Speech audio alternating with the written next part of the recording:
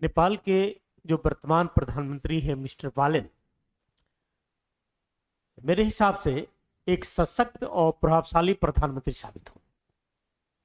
जब उनकी पूरी कार्यशैली को देखा, खासकर जियो पॉलिटिक्स में,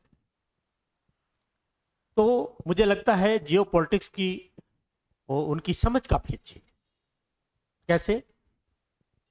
अभी हाल फिलहाल में प्रधानमंत्री के बनने के बाद सबसे पहली बार भारत के जो राजदूत मिस्टर श्रीवास्तव हैं नेपाल में, और चीन के जो राजदूत हैं, उन दोनों से अलग अलग मुलाकात करी। एक प्रधानमंत्री का राजदूतों से मुलाकात के पीछे बहुत बड़ी मंशा होती है, क्योंकि वो देश को बहुत सारे सोर्सेज लेने होते हैं, मैत्रीवत व्यवहार करना होता है। भारत सरकार की मंशा रहेगी कि उनका नेपाल सरकार की झुकाव भारत की तरफ हो, कि चाइना सरकार की मंशा होगा कि नेपाल का झुकाव चाइना की तरफ। लेकिन उनका अलग अलग मिलना इस बात को इंडिकेट करता है कि वो तटस्थ रोल निभाने चाह रहे हैं और दोनों देशों से मित्रवत व्यवहार करके, यानी तटस्थता की नीति ला करके अपने राष्ट्र का विकास करना चाहते हैं। तो हमें लगता है अगर इन सिद्धांतों पर वो अमल करते रहे, भविष्य में बदले नहीं, तो एक नेपाल को समृद्ध राष्ट्र बना सकते हैं और एक प्रभावशाली नेतृत्व के रूप में साउथ एशिया में अपना रोल अदा कर सकते हैं। ये तो एक पक्ष की बात हुई। दूसरी बात यह है कि अभी ब्रिक्स का सम्मेलन होना है। ये जो ब्रिक्स का सम्मेलन होना है, जिसके मेजबानी भारत करने जा रहा है, तो भारत के जो विदेश मंत्री मिस्टर एस जयशंकर हैं, उनसे उनकी मुलाकात होनी है। यानी मिस्टर बालन साहब से मुलाकात होगी और उनसे मीटिंग करेंगे और ब्रिक्स में सहभागी होने का न्योता देंगे। अब देखिए कितनी बड़ी बात है। तो बात है कि ब्रिक्स आखिर है क्या। हमने एक बार क्लास में आप लोगों को बताया था कि ब्रिक्स 5 देशों का समूह है। वो है ब्राजील है, रसिया है, इंडिया है, चाइना है और साउथ अफ्रीका है। तो ये जो ब्रिक्स कंट्री बनी, इसका उद्देश्य था ये जो 5 कंट्री है, इनमें आपस में सहयोग करें, तकनीकी रूप में, बौद्धिक रूप में, धन के रूप में, और विकास करें। तो जो भारत सरकार है वो अपने मंत्री को भेजने का मंशा बना चुकी है। मिस्टर बालेन को न्योता देना चाहती है कि आप ब्रिक्स का मेंबर बन जाइए। आप देखिए, ब्रिक्स का मेंबर बनने का बहुत बड़ा मायने है।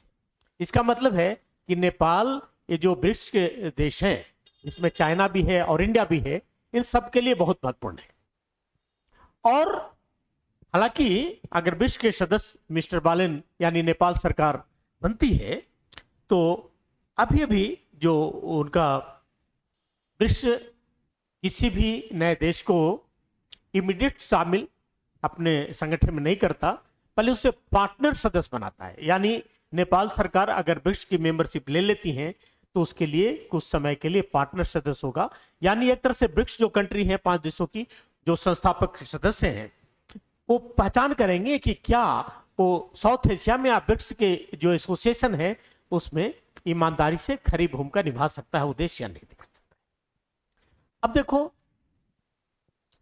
मेरे हिसाब से मिस्टर बालेन साहब को ब्रिक्स में सम्मिलित हो ही जाना चाहिए। ब्रिक्स में अगर नेपाल सरकार सम्मिलित होती है तो ये जो गठबंधन है साउथ एशिया में और मजबूत हो जाएगा। इसके अलावा चाइना भी है। ब्रिक्स ने अपना एक बैंक भी इस्टेब्लिश किया है जिसका नाम है न्यू डेवलपमेंट बैंक। ये न्यू डेवलपमेंट बैंक जो ब्रिक्स कंट्री हैं उनको धन की मुहैया कराता है डेवलपमेंट करने के लिए कम रेट पर। एक तरह की बैंकिंग है, जैसे वर्ल्ड बैंक है, आईएमएफ है, उस तरह की है। तो वर्ल्ड बैंक, आईएमएफ वगैरह में क्या है, एसडीआर का रोल होता है। एसडीआर अधिक से अधिक अमेरिका का है, यूरोपियन कंट्री का है। तो इस कारण से वर्ल्ड बैंक, आईएमएफ किस शर्त पर किस देश को किस रूप में मदद करेगा, ये एक्चुअली डिपेंड करता है अमेरिका क्या चाहता है। और आप लोग को पता है अमेरिका की पॉलिसी के हिसाब से अगर चल रहे हैं तब आपको धन मुहैया कराएंगे, अगर उसकी पॉलिसी से नहीं चल रहे हैं तो बड़ी सारी कंडीशंस पैदा करेगा। तो कहने को वर्ल्ड बैंक और आईएमएफ अपनी भूमिका अदा करता है। इसी कारण से एक चैलेंज के रूप में एनडीए बैंक का निर्माण किया गया ये, और इसका मुख्यालय चीन के शंघाई में है। बात यह होती है कि अगर नेपाल ब्रिक्स का सदस्य हो जाता है तो उसे फायदा क्या होगा? नेपाल के बल्ले बल्ले होंगे, हर तरह से अच्छा होगा। नंबर है, उन्हें इन कंट्रियों से भारी निवेश मिलेगा, तकनीकी कौशल मिलेंगे। इसके अलावा सबसे बड़ी बात क्या है कि विश्व बाजार में नेपाल की हुकूमत अपनी पहचान बना लेगी और विश्व के पटल पर वो अपनी बात रखेगा और उसकी बात सुनी जाएगी। लेकिन कुछ चैलेंज भी है।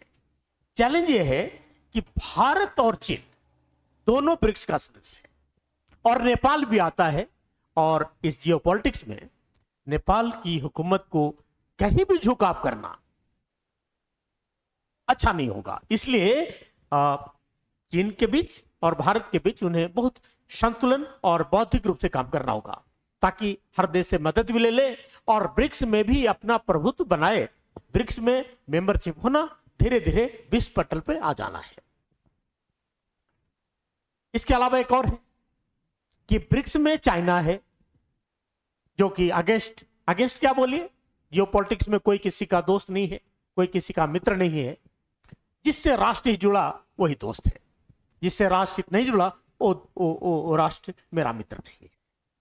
तो इसमें एक दिक्कत ही आएगी, अगर नेपाल ब्रिक्स का मेंबर बनता है तब ऐसी परिस्थिति में जो यूरोपियन यूनियन है पश्चिमी देशों का और यूनाइटेड स्टेट्स ऑफ अमेरिका जो फंड करता है वो नेपाल को फंडिंग करने में आनाकानी करेगा। यानी एक चैलेंज होगी क्योंकि वो नहीं चाहेगा कि ब्रिक्स में जाकर के वो चाइना के तरफ मित्र बन जाए या इंडिया की तरफ मित्र बन जाए। कहने का मतलब है कि ब्रिक्स में शामिल होने पर नेपाल को सबसे बड़ी चैलेंज, नेपाल भारत सरकार तो नेपाल सरकार को हर तरह से वो लाने का प्रयास कर रही है, जो कि इंटरनल सोर्सेज हैं कि ब्रिक्स का मेंबर बन जाए। इससे इनकी दोस्ती भी प्रगाढ़ हो जाएगी। इसके अलावा इनकी डेवलपमेंट के रास्ते बहुत खुल जाएंगे, विश्व पटल पर भी अपनी बात रखेंगे, विश्व के बड़े बड़े देशों के साथ टेबल टॉक भी होगी। लेकिन अमेरिका और यूरोपियन यूनियन से मिलने वाली जो सहायता है वो प्रभावित होगी। इसलिए बालन सरकार इस पर भूख कर ही कदम रखेगी और मैं समझता हूं कि बालन सरकार को यानी नेपाल गवर्नमेंट को अगर आगे बढ़ना है, समृद्ध होने हैं, जो कि सरकार की पॉलिसी होगी ही होगी, तो ये ब्रिक्स में इस बार वो सम्मिलित हो जाएगी एज ए पार्टनर देश के रूप में। Thank you very much.